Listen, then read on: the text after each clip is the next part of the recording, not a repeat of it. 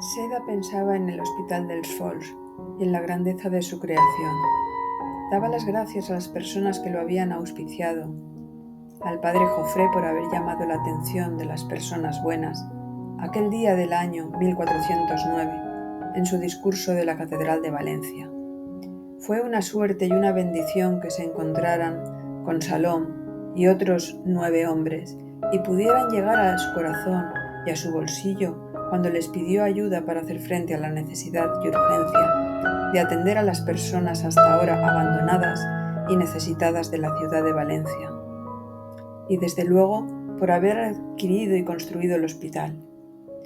Daba las gracias a Luis y Eleonor, a su padre Martín y a todo el personal que en ese hospital se dejaba la piel todos los días intentando cumplir con una labor a la que ella llamaba gloriosa.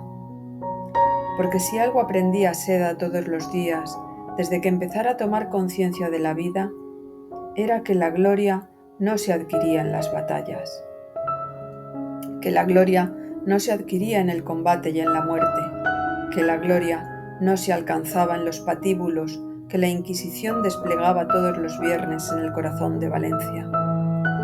La gloria tampoco creía que se escondiera en el rezo callado de los templos ni en los triunfos conseguidos por sus gobernantes. En todo caso, Seda sabía que la gloria se alcanzaba cuando se encontraba con la mirada perdida de un loco aterrado por los fantasmas intrusivos de las mentes atormentadas. Cuando sentada ante la escucha de la persona aterida por el frío gélido y angustiada por la ausencia de un hogar y de un cobijo, encontraba un poco de calma al sentirse recogida y escuchada. Cuando sentía que la persona era atendida y así serenaba un espíritu desbocado que solo entendía de miedo frente al abismo, y cuando la paz inundaba a cualquiera que fuera alimentado y su estómago agradecido. Esa era la verdadera gloria, por muy paradójica que le pareciera, la que creía haber encontrado en el misterio de la grandeza de la persona enferma, pobre y loca. La gloria estaba en toda persona consciente de su deber frente a los derechos de la humanidad, en el respeto por la libertad de pensamiento, culto y forma de vida, en el cuidado por la buena convivencia de los pueblos y de sus gentes. Ahí se encontraba la gloria. La gloria nunca la encontraría en lo que había sido arrebatado, en el placer del sufrimiento, en el disfrute por el destierro, ni en las hogueras asesinas. Esa gloria tal vez era el horror de la gloria. Pasaron los años y Seda se convirtió en una joven formada. Había acompañado a su padre cada día al hospital y el aprendizaje había cumplido su objetivo. Se encontraba preparada para intervenir ante cualquier demanda que el hospital requiriera. Martín se sentía muy satisfecho de encontrar en Seda a una mujer madura y era capaz de captar en ella la esencia de una buena profesional. Además de conocer y dominar los principios teóricos, era despierta e inteligente, y no solo en aquello que la mente era capaz de aprender desde el estudio, sino también desde el lado humano y sensible de la profesión. Le gustaba escuchar, la había visto llorar ante la crueldad de la enfermedad, y la había visto recomponerse frente a la adversidad que el dolor y el sufrimiento producía. La había visto curar, escuchar, consolar, aconsejar, orientar, ayudar y apoyar a la persona necesitada. Y sobre todo, había visto su valentía al penetrar en las tinieblas de las mentes ofuscadas. La había visto caminar con la persona confundida por túneles y laberintos perdidos, y la había visto muchas veces pasear por los jardines del hospital de la mano de personas enfermas con las miradas perdidas y los corazones afligidos. Y ese día Martín había visto en su pequeña Seda a una mujer realizada. Y fue entonces, en esos años, cuando ocurrió lo inevitable.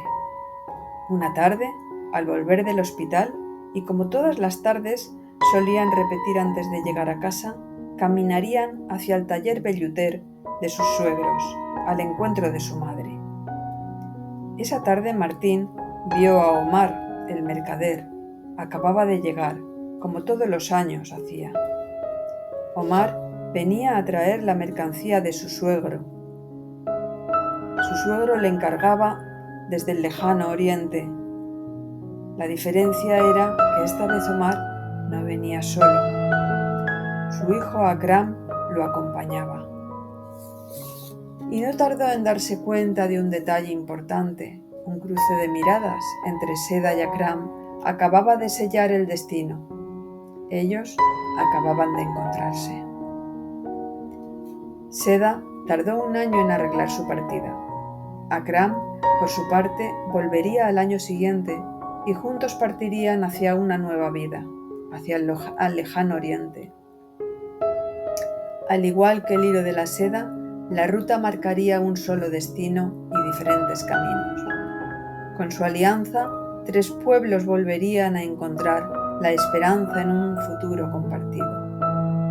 Akram, profesor en la Universidad de Al-Nizamiyah, llevaría a Seda a Bagdad y se establecerían. Seda trabajaría como enfermera en el hospital de esta ciudad, de la Ruta de la Seda, y allí encontrarían una nueva familia y un nuevo hogar. Por otro lado, su casa, su familia y su tierra del Turia siempre le acompañarían. Martín e Isabel, aunque llorarían su partida, la habían educado en la libertad y no la retendrían. Ellos sí que creían en la verdadera libertad, en la única posible, en esa libertad que no conoce de cadenas frente al alma y al pensamiento, la libertad que no subyuga ni obliga a ninguna de las creencias, la libertad que se alegraba por la belleza de diferencia de color, de raza, de orientación y de condición humana. La libertad que no era mendigada ni suplicada, la libertad que ofrecían las miradas limpias y honradas, la libertad que habitaba en el aire del silencio frente a la hoguera apagada. Valencia florecería con los avances de las letras y el saber, una edad de oro que sería recordada y vanagloriada. Sin embargo, el águila encarnizada sobrevolaría durante mucho tiempo y la libertad por la convivencia de los pueblos se vería comprometida. Seda se merecía la libertad y ellos se alegraban. A los pocos años de haber partido, justo en el año 1506, Seda recibió una fatídica noticia. Elionor y Luis habían sido quemados vivos en la plaza de los Apóstoles de Valencia junto a otros hombres y mujeres. Primero Elionor y unos días más tarde Luis. Solo por su condición hebrea, de nada sirvieron para sus verdugos las plegarias de perdón y las súplicas realizadas. Ahora entendía el mensaje del sueño reiterativo donde noche tras noche veía al águila encarnizada. Martín le dijo a Seda que ese día muchas personas vieron llorar a la Virgen de los Desamparados en el Hospital dels Fols de Valencia. Por desgracia, los locos estaban fuera. Seda, símbolo de desarrollo, máximo alegato hacia la liberación absoluta, desde el gusano de seda a la mariposa, desde Oriente a Occidente, desde el pasado hacia el futuro, integradora y ecológica, dinámica e interactiva, creación laboriosa, proceso creativo, hilo de vida, vínculo de relación, camino en la historia. Seda del Turia, enero 2022.